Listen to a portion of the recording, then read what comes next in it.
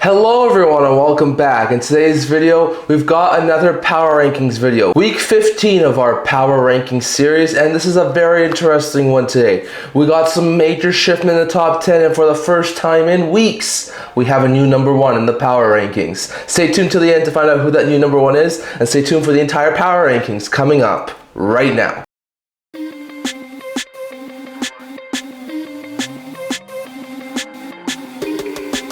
Hello everyone, welcome back to the video here at the End-to-End Hockey channel. Now before we begin this video, don't forget to like this video and subscribe below. Thank you for all of your support. I would never be able to do this without all of you guys. So if you haven't already, don't forget to hit the subscribe button down below. Don't forget to leave a comment. We're on the road to 1,000 subscribers. Don't forget to stay tuned for videos coming out in the very near future. And I do apologize if there's any background noise. I do apologize for that. But in today's video, we have a very interesting one. It is another Power Rankings video. This is week 15 of our Power Rankings series. So as usual, we'll start with our 3 honorable mentions and then go to our top 10 teams in the Power Rankings. And trust me, there's been some shiftments. I think you guys like the new top 10 in the Power Rankings. We'll start off as we usually do by looking at the 3 honorable mentions. The first honorable mention I want to talk about here and coming back from not being ranked last week is the Boston Bruins. The Bruins have been heating up as of late. I'm a Senators fan, I'm a Sabres fan, so I do not like the Bruins that much, but I gotta give them credit where it's due. They're on a 6-game winning streak right now. They went 3-0-0 last week.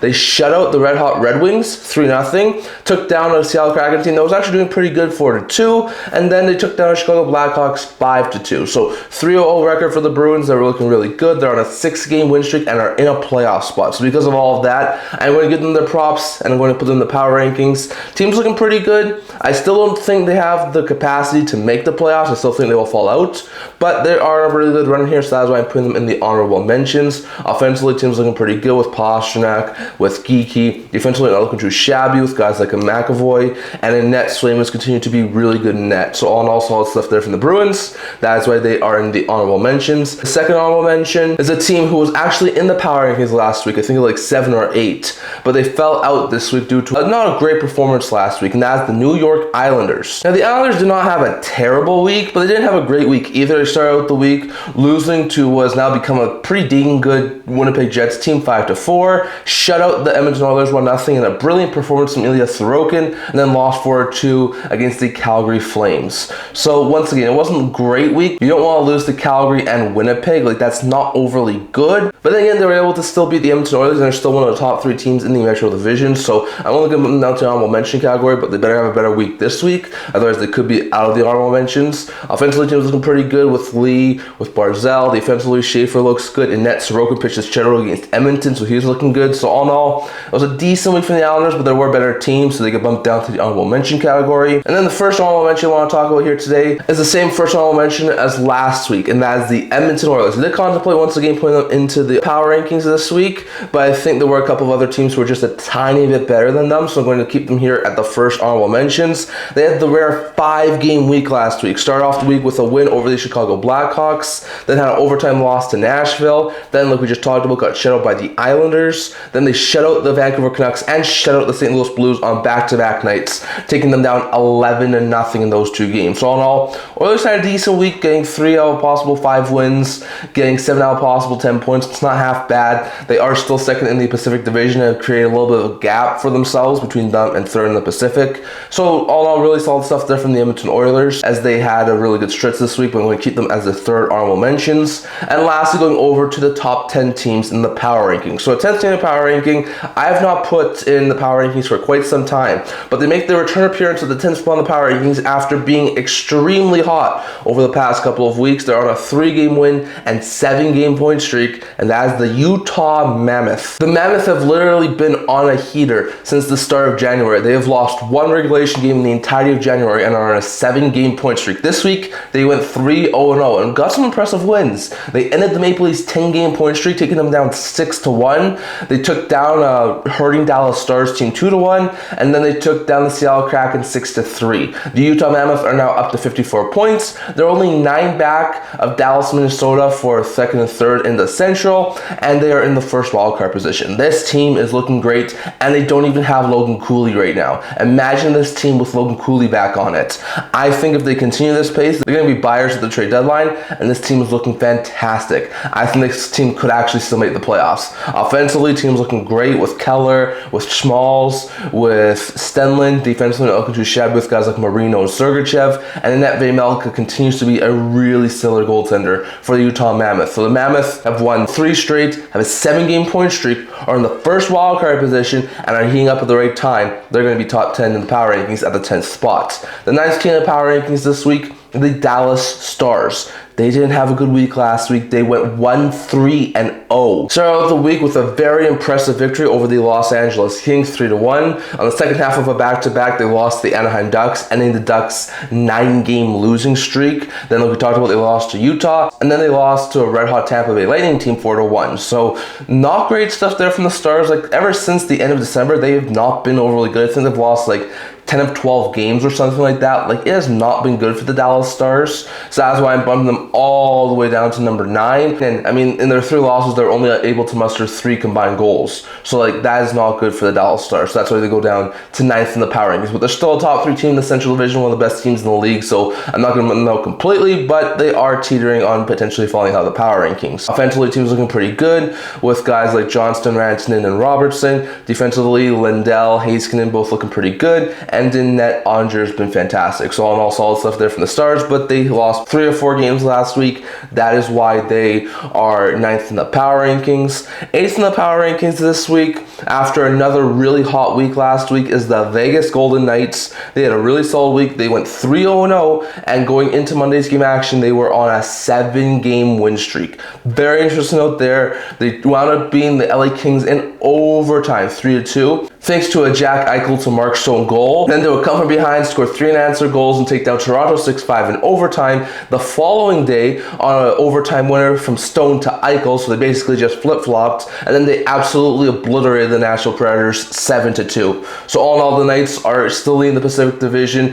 The Oilers do have a couple of points back, but the Knights have games in hand. The Knights are looking really good right now, and they recently just acquired Rasmus Andersson. So because of all of that, I'm putting them in the power rankings into the 8th spot in the power rankings because they had a really solid week last week. Offensively, team's looking pretty good with Eichel, Stone, Dorofiev. Defensively, not looking too shabby with guys like Theodore and Hannafin, and in net, he'll return, and he's looking pretty good for the Vegas Golden Knights. So on all, really solid stuff there from Vegas. But they had an undefeated week last week, and that is why they are 8th in the power rankings, 7th in the power rankings, and flip-flopping with the Buffalo Sabres after a pretty solid week last week is the Montreal Canadiens. They went 2-1-1 last week. Not a bad week there from the Montreal Canadiens. Started out the week easily beating the hurting Vancouver Canucks 6-3, then lost a very narrow game which they probably should have won 3-2 to the Washington Capitals.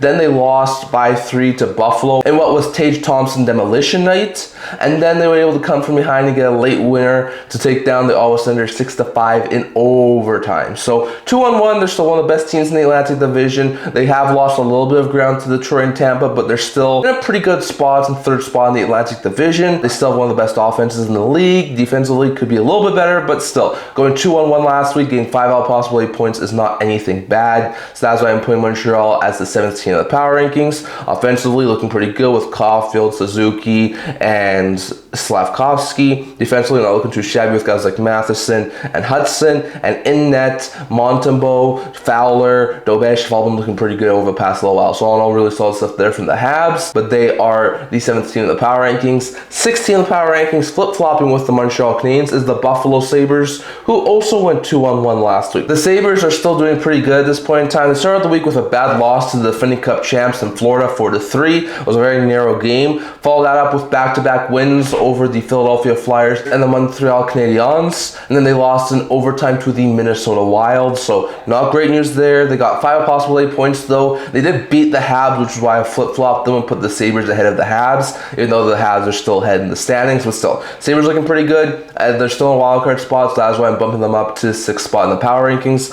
Offensively, the team's looking pretty good with guys like Thompson, Quinn, Doan. Defensively, looking too shabby with guys like Dahlin and Byram. And in net, Ukko-Pekka Luukkonen continues to be really solid for the Buffalo Sabres. So in all, decent week there from the Sabres, and that's why they are going up to 6th in the power rankings. 5th in the power rankings, dropping one spot from last week, is the Minnesota Wild. They didn't have a terrible week, but it wasn't a great week either. They went 1-2-0. They lost to the New Jersey Devils in the Hughes Bowl. They lost to Winnipeg Jets 6-2 in what was a really bad loss to an all of a sudden hot Winnipeg Jets team. And then, like we talked about, they beat the Buffalo Sabres in overtime 5-4. So 3 impressive games from the Minnesota Wild, but the 2 of them did end in pretty bad losses. So very interesting out there. They're still the 2nd best team, I think, or the 3rd best team in the Central Division. They're still in a pretty good position. They didn't play that extra game, so I'm not going to bump them down as much as I did Dallas. But still, they had a losing record. They haven't been great over the past couple of weeks. So that's why I'm bumping them down to this 5th spot in the power rankings. Still, this team's looking pretty good offensively with guys like Kaprizov, Yurov, Trenin. Defensively, not looking too shabby with guys like Faber and Hughes. And in net, Walston and Gustafsson continue to be great in net. So all in all, not a great week there from the Wild as they only go 1-2-0, and that is why they bumped down to 5th spot in the power rankings. 4th spot in the power rankings after another pretty dang good week, keeping them in contention for top spot in the Atlantic Division, is the Detroit Red Wings. They had a decent week last week. They went 3-1-0, and they have been really hot since the start of January. First, they took down the best team in the Metro Division in the Carolina Hurricanes, 4-3 in overtime. An impressive win there over the Canes. Then they got shut out, like we talked about earlier, against the Boston Bruins, but bounced back with a 4-2 victory over the San Jose Sharks, and a come from behind 4-3 overtime victory over rivals, the Ottawa Senators. So the Red Wings, they've been looking pretty good over the past couple of weeks. They're still in contention for that top spot in the Atlantic Division. They have one of the best records in the Eastern Conference. While I think there are still some people who doubt them, I still believe this team is going to finish as the top 3 team in the Atlantic Division. They have the goaltending, they have some really good offense, and I think this team is finally putting it together with Steve Yzerman as the GM. Offensively, the team's looking pretty good with Larkin, with the Brinkett, with Raymond. Defensively, not looking too shabby with guys like Sherratt and Sider. And in net, Gibson has been great for this Red Wings team. So on all, solid stuff there from the Detroit Red Wings. They're getting bumped up to the 4th spot in the power rankings, 3rd spot in the power rankings, and falling from the 1st spot in the power rankings for the first time in weeks is the Colorado Avalanche. This team came into this week having a 21-game point streak on home ice. They had not lost a game in regulation on home ice all season long, and then this week turned into a disaster at home ice. First, they lost a very narrow nail-biter game to the Toronto Maple Leafs 4-3. It was a very close game, but it was a game in which the Maple Leafs were able to come away with the overtime victory, but that did extend their home point streak to 22 games. Before Friday, they took on the Nashville Predators, and they got shell-shocked 7-3 against the Nashville Predators. That was a beatdown by the Predators, and that was the first regulation loss all season by the Colorado Avalanche out on home ice. So they lost both their games this week. They only got 1 point. They are still by far the best team points-wise in the NHL, but the past couple of weeks they've actually looked human, so that's why I'm going to put them down to 3rd spot in the power rankings. Now if they have another solid week this week, they could easily get bumped back up into the top spot in the power rankings next week. But still, the Avalanche lost both their games this week, got their home point streak ended by the Nashville Predators, so that's why I'm bumping them down to the 3rd spot in the power rankings. Offensively, team's looking pretty good with McKinnon, with Lehkonen, with Nichushkin. Defensively, not looking too shabby with guys like Makar and Taves. And in net, Wedgwood continues to be a really solid goaltender for the Colorado Avalanche. So they do have a really sour week going 0-1-1, but even though they're the best team in the NHL, I dropped them to the 3rd spot in the power rankings. The 2nd spot in the power rankings, jumping up from number 3 last week, is the Carolina Hurricanes. They had a pretty decent week last week. They went 2-1-1. They destroyed the defending Cup champs. They took all of their anger out on the Florida Panthers and beat them up 9-1. It was a destroyment of a game from the Carolina Hurricanes. They also took down arch rival, the New Jersey Devils, 4-1. Before that, though, they did lose a couple of games earlier in the week, like we talked about, in overtime to Detroit, and got shut out by the St. Louis Blues 3-0. So it wasn't a perfect week there from the Hurricanes, but they went 2-1-1. They gained a little bit in the Metro Division. They have quite a big lead for top spot in the Metro Division, so they're looking pretty good. They're one of the hottest teams in the Eastern Conference, one of the best teams in the Eastern Conference, and that is why I'm putting them up to the 2nd spot in the power rankings. I still think this team by far will probably win the Metro. So really good stuff there from the Carolina Hurricanes. Offensively, team's looking pretty good with Aho, Jarvis, Svechnikov. Defensively, not looking too shabby with guys like Gostisbehere and Slavin, and in net, Bussi continues to be such a good goaltender for the Carolina Hurricanes. So all in all, really solid stuff there from Carolina. They are second in the power rankings. The number one team in the power rankings this week, bumping up from the number 2 spot last week, is potentially the hottest team in the entire NHL. And that is the Tampa Bay Lightning. They went 3-0-1 last week. They were a lethal powerhouse of a team. They started out the week with a 5-1 victory over the Flyers before taking down their Pennsylvania rivals in Pittsburgh 2-1 in a shootout to extend their win streak up to 11 games. That win streak did come to an end in their next game, though, as they lost 3-2 in a shootout to the St. Louis Blues. And that was followed up with an impressive, like we talked about, win 4-1 over the Dallas Stars. So some impressive victories there from Tampa, taking down the Stars, taking down the Flyers, the Penguins. They have a 13-game point streak entering Monday. They had an 11-game win streak earlier in the week, and they're top spot in the Atlantic Division, I think.